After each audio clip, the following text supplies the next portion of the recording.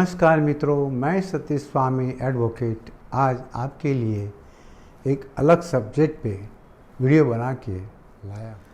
मैं जिस विषय पे आज चर्चा करूँगा वो है जो एक्यूज़ है, आरोपी है, उन लोगों की ज़मानत अर्जी पे कहीं लंबे समय पर ध्यान नहीं दी जाता।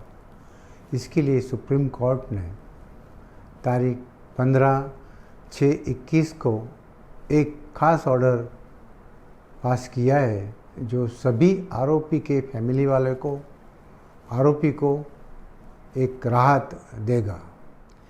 जमानत याचिका पर सुनवाई नहीं करना आरोपी के अधिकारों का हनन है, ऐसा सुप्रीम कोर्ट ने ये division bench of justice Gupta, Hemant और वी राम सुब्रमण्यम की बेंच ने कहा है। ये Chunnilal Gabba versus assistant director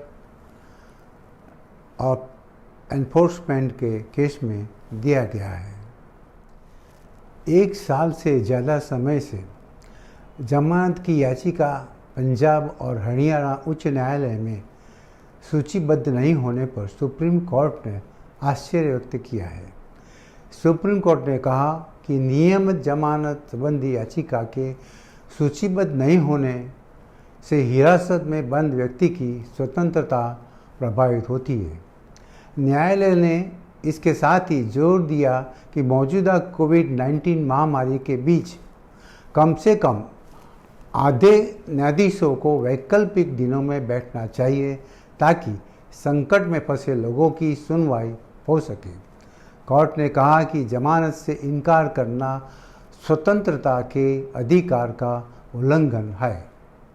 न्यायमूर्ति हेमंत गुप्ता और न्यायमूर्ति वी सुब्रमण्यम की अवकाशकालीन पीठ ने कहा कि इस महामारी के दौरान भी जब सभी अदालतें सभी मामलों की सुनवाई करने और फैसला करने का प्रयास कर रही है, जमानत के लिए इस प्रकार के किसी आवेदन के सूचीबद्ध नहीं होने से न्याय मुहैया कराने का मकसद नाकाम होता है।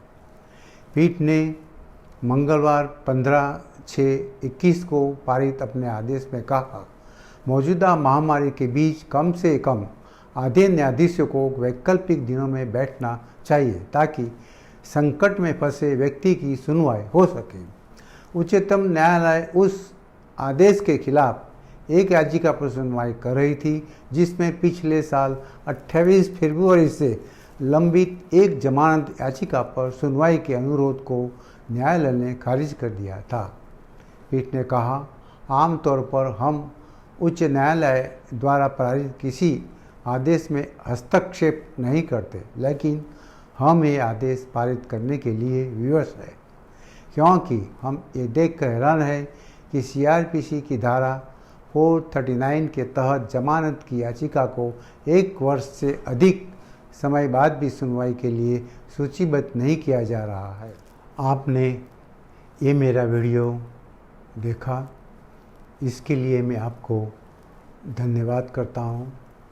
अगर आपको मेरी चैनल की कंटेंट पसंद आते हैं तो उसे सब्सक्राइब कीजिए, लाइक कीजिए, शेयर कीजिए। धन्यवाद।